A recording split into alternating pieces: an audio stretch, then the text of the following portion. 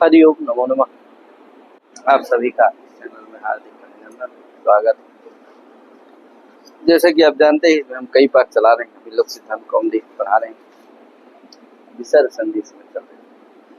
कहे बच्चों, कौन सा संधि है? विसर्ग संधि। विसर्ग संधि में आज सूत्र चलेगा कौन सा? हसिचा।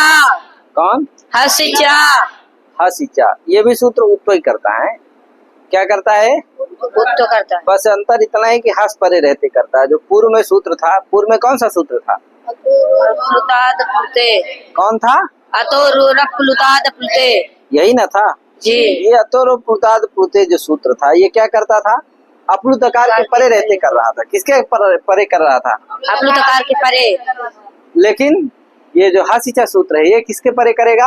हस परे। किसके? हस परे। हाँ, तो बाकी वही अर्थ है, बस परे बदल देना है। तो जिससे सूत्र का अर्थ क्या होगा? अप्लुतकार से परे। रू को क्या होता है? ऊ होता है। हस परे रहते। तथा लिखा है, तथा। हसिचा तथा। तथा माने तेन प्रकारे नीति तथा। उसी प्रकार से ये भी पूर्ववत ये भी क्या करता है? रू को ऊ करता है। ठीक है, बस ध्यान रखना, हस परे होना चाहिए। क्या होना चाहिए? हस परे। हस का मतलब क्या है? प्रत्याहार। हस प्रत्याहार है। वरट की हाथ से लेकर के कहाँ तक बनेगा? जब सर के साथ। तो अर्थ जान गए अब इसका कि अप्लुत आकार से परे रू को ऊ होता है, हस के परे रहते। शिवो वंद्या इसका उदाहरण है। पूरा संधि विच्छेद क्या होगा? शिव सुधन वंद्या। वंद्या। सु में ऊ चला जाएगा बच्चे, क्या? सा। शिव सा वंद्या। शिव सा वंद्या। वंद्या। क्या होगा? वंद्या। अब क्या होगा भैया? शिव सा, ऐसा कर लेना, शिव सा वंद्या। अब क्या होगा भैया? इस वंद्या में हास परी क्या है? वंद्या का वाह। वाह। इसलिए क्या पहले शुरू से इसको क्या कर लेना? रू कर लेना। रू में क्या बचेगा? रा। रा ऊ चला जाएगा। इस रा को क्या हो जाएगा? उत हो जाएगा। क्या हो जाएगा? उत हो जाएगा। उत हो जाएगा, क्योंकि क्या परे अप्लुत आकार कौन है? वा में आ। पीछे आप जान चुके हो, वा में आ। उससे परे रा है, उसको क्या हो जाएगा? ऊ हो जाएगा। आगे क्या है? हस परे है, क्योंकि यहाँ अच परे नहीं है, अप्लुत आकार, इसीलिए पूर्व सूत्र से काम नहीं होगा। पर में नहीं, इसलिए पूर्व से काम नहीं चल सकता था, इसीलिए सूत्र बनाया गया है। तो हस परे क्या है? वंद्या का वाह। इसलिए क्या हो जाएगा? उत हो जाएगा। और सा को रू, रू को ऊ, क्या बन जाएगा? शिव ऊ वंद्या। क्या बन जाएगा? शिव ऊ वंद्या। शिव ऊ वंद्या। वंद्या। कहे अब क्या होगा? इस आ में और इस ऊ में गुण हो जाएगा क्या? ओ आद गुणा से, तो क्या बन जाएगा? शिवो वंद्या बन जाएगा। ये प्रयोग कौन सा? शिवो वंद्या बना है ना, शिवो वंद्या। इस तरह से शिवो वंद्या बन जाता है। क्या यार? अब आगे सूत्र है क्या? आगे सूत्र क्या है? भो भगो अघो अपूर्वस्य योस्। असंधि सूत्र है कि यहाँ अघो अघो में क्या होना चाहिए? अघो अपूर्वस्य में क्या होना चाहिए? संधि होना चाहिए। एंगा पदांत तृतीया पड़े हो, लेकिन सूत्रत्वाद क्या नहीं हुई? संधि। असंधि सूत्र। अर्थ क्या है भैया इसका? तो सूत्र में ही आप देख रहे होगे कि यह असी योसी लिखा है ना जी। क्या लिखा है? योसी। योसी रू आ जाता है, तो ये रू को क्या कर रहा है? यह असी। कहे तो रू को क्या करता है? ये या करता है। किसके परे रहते? आस परे रहते। कोई दिक्कत नहीं। कैसे करेगा भैया? तो कहा भो अगर पूर्व में हो, उस रू के पूर्व में क्या हो? भो हो।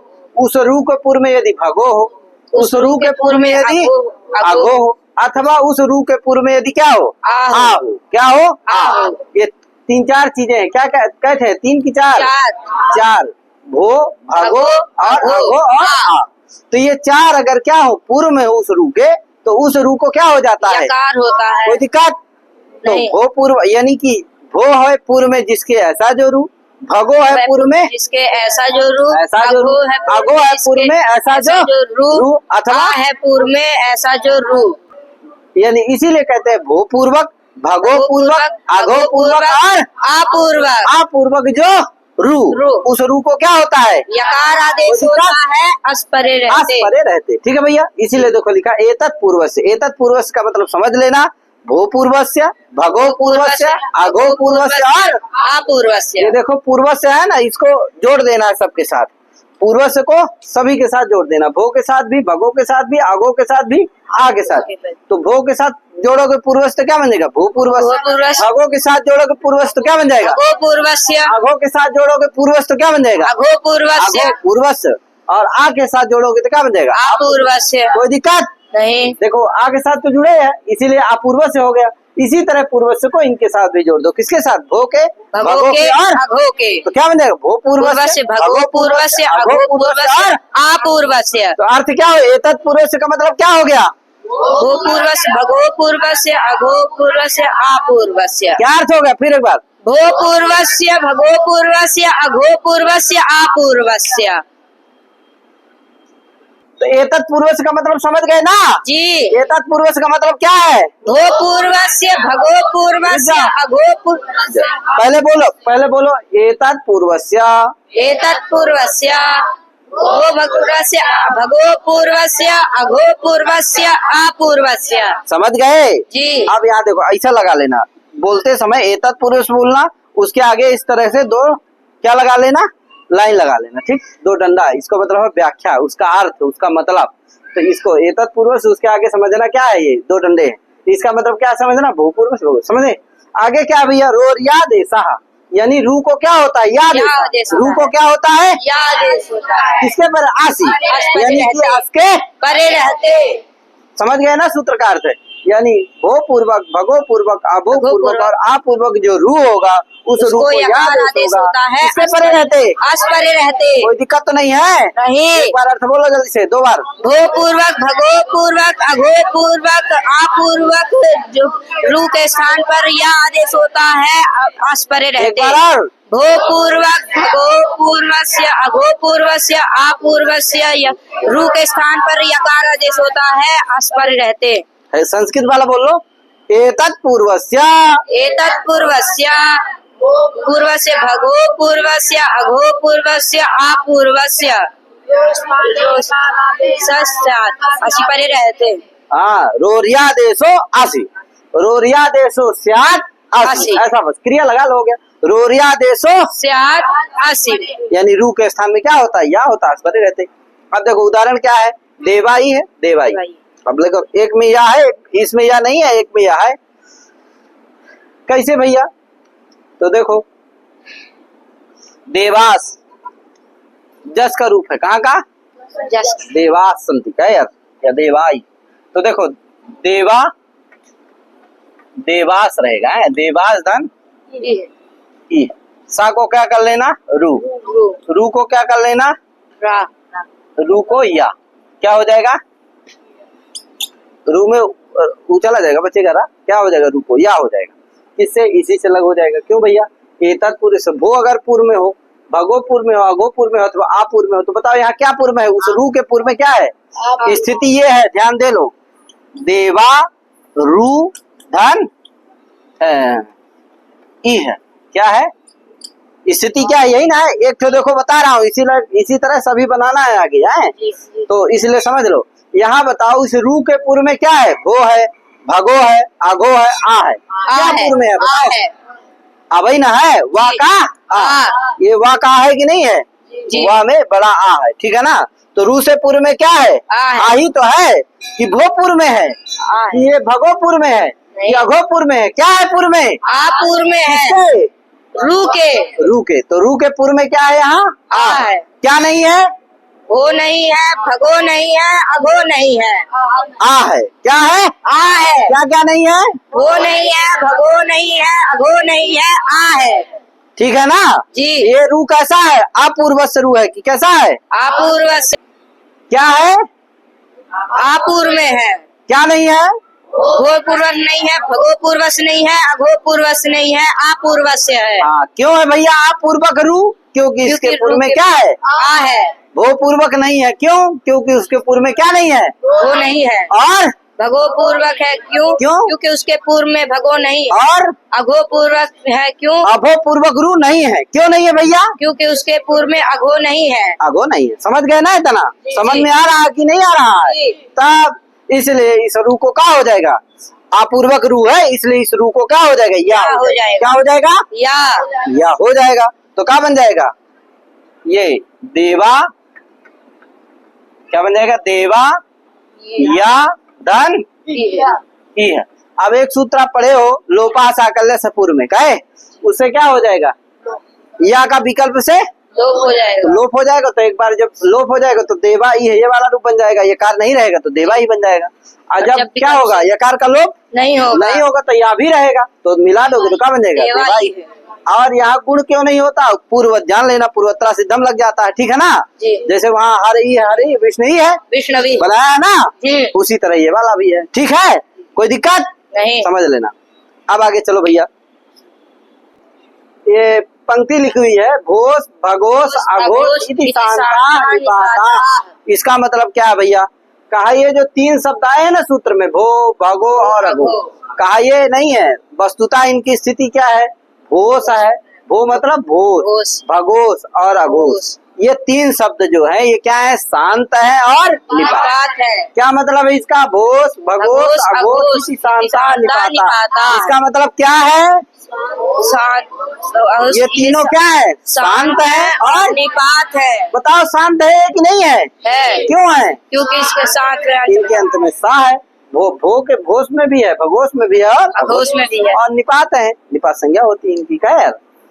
अब आगे लिखा तेसाम रोर यत्वे कृते। इसका मतलब ये है इन भोस के सा को भगोस के सा को अघोष के साथ सज सोरू से क्या कर देना? रू कर देना।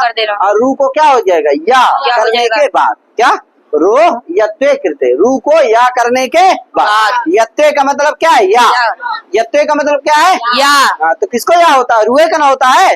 तो इनको सा को क्या करना? पहले रू कर लेना, फिर रू को क्या हो जाएगा? या हो जाएगा। हो जाएगा या रू रसी किससे हो जाएगा? भो भगो अघो पूर्वसी नहीं होगा जी, वो पूर्वक रहेगा रू। मान लो भोस है, क्या है? एक बता रहा हूँ, इसी तरह समझ लेना। भोस है, भोस है, आगे भो देवा बनाया, क्या यार? भो देवा। अब मान लो भोस है, इस्सा को क्या हो जाएगा? रू कर देना, तो क्या बन जाएगा? भो रू धन देवा। अब बताओ भो पूर्वक रू है यहाँ की नहीं है, तो किससे क्या हो जाएगा? भो भगो अघो पूर्वसी से क्या हो जाएगा? रू को या हो जाएगा। आस्परे है ही, क्या यार? तो क्या बन जाएगा? भो या धन देवा बन जाएगा ना ये? भो या धन देवा। हाँ, यही या कह रहा है, इस पंक्ति का मतलब यही है। तेसाम का मतलब भोस भगोस अघोष, इनको रू करने के बाद, रू को या करने के बाद कौन सूत्र लगा? हाली सर्वे साम। कर देने के बाद सूत्र लगता है कौन सा? हाली सर्वे साम। इसका अर्थ क्या है? इसमें भो भगो अघो अपूर्व से आ जाएगा है? तो क्या होगा भैया? भो भगो अघो अपूर्व से यस लोपा स्यात् ढली, यानी भो पूर्वक पूर्वत ही अर्थ कर लेना। ये क्या करता है? यस लोपा स्यात् हली, यस लोपा स्यात्, यकार का क्या होता है? लोप होता है। किसके परे रहते? हली, हल के परे रहते। कैसे भैया या का लोप होता है? कहा जिस या के पूर्व में क्या हो? भो भगो अघो हो और आ हो। वही लिखा, भो पूर्व से भगो पूर्व से अघो पूर्व से यस लोपा स्यात्, यानी भो पूर्वक भगो पूर्वक अघो पूर्वक और अपूर्वक यकार का क्या होता है? लोप होता है, हल परे रहते। ठीक है ना जी। अब बताओ भो पूर्वक या है कि नहीं है? जी। भो है पूर्व में इसके कि नहीं है? जी। इसलिए इस या का क्या हो जाएगा? लोप हो जाएगा। क्या बन जाएगा? भो देवा। क्या बन जाएगा? भो देवा। भो देवा। कहे आगे भगो नमस्ते, यहाँ भगोस रहेगा, इसी तरह बना लेना, भगोस धन नमस्ते।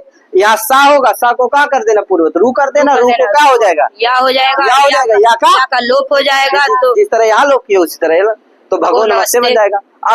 अघो या ही में भी इसी तरह है, अघोष रहेगा, सा को क्या कर देना? रू को या का लोप क्या बन जाएगा? अघोष या ही बन जाएगा। कोई दिक्कत? आगे सूत्र है रोस। कौन सूत्र है? ये कहता भैया अन्हा रेफा देशो न तू सुखी। कहता है आन शब्द से अंत्य सलाह स्थाने, आन शब्द का जो अंतिमाल होगा अंत्याल होगा, आन शब्द का अंत्याल होगा। अंत्याल क्या होगा? आहन है न। अब बताओ आहन का अंत्याल क्या है? ये ना है ना, इस ना को क्या होता है? रू होता है। अगर सुप पर में ना हो तो ठीक है ना, तो जान गए ना इसका अर्थ? रोह का भैया रोह असुपी, यानी कि अन्ना शब्दस्य अन्त्यस्य अला स्थाने रेफा देशा स्या न तो सुफी। आहन शब्द का जो अंत्यल होगा यानी ना होगा उसको क्या करता है? रू होता है। क्या परे रहते? सुप परे ना हो तो, सुप पर में ना हो तो और कुछ परे हो चाहे कोई मतलब नहीं, बस क्या नहीं पर में होना चाहिए? सुप पर में नहीं होना चाहिए। तो देखो आहन धन उदाहरण क्या है इसका? ये आ रहा आर गया तो आहन धन आहन रहता है, आगे लिख दो आहन धन आहा कर लो कोई बात, आहन धन अब इस ना को क्या कर देना? रू कर देना। तो आहर आहन आह धन रू, इस ना को क्या हो जाएगा? रू हो जाएगा। देखो आगे प्रातिपदिक है, सुपर में नहीं है।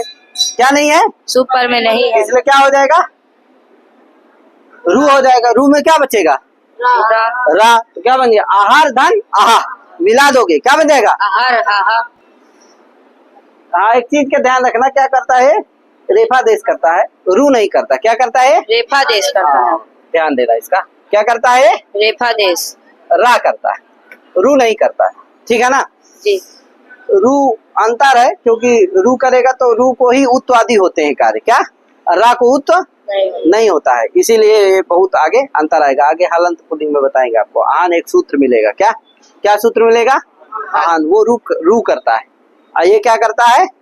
रेफा देश करता है। रू होगा तो ऊ होता है और रेफा देश होगा तो उसको ऊ नहीं होता है। ये अंतर। तो रेफा देश होता है, ध्यान देना है। तो आहार धन आहा मिला दोगे क्या बन जाएगा? आहार हा। और आहार गणा में भी जीता है। आहार आहन धन गणा है और ना को रा हो जाएगा। आहार धन गणा मिला दोगे क्या बन जाएगा? आहार गणा कहे ऊपर हो जाएगा। तो ध्यान देना। तो इस तरह से क्या हो गया? रो सूत्र भी हो गया। आगे सूत्र कौन सा है? रोरी। रोरी कहे क्या है उदाहरण? हरिरम्या, वो आगे है। तो इतना करते हैं, इतने पढ़ा के अपने बारे में विराम दे रहा हूँ। सभी हरिओम नमो नमः, जय श्री राम, राधे राधे, महादेव।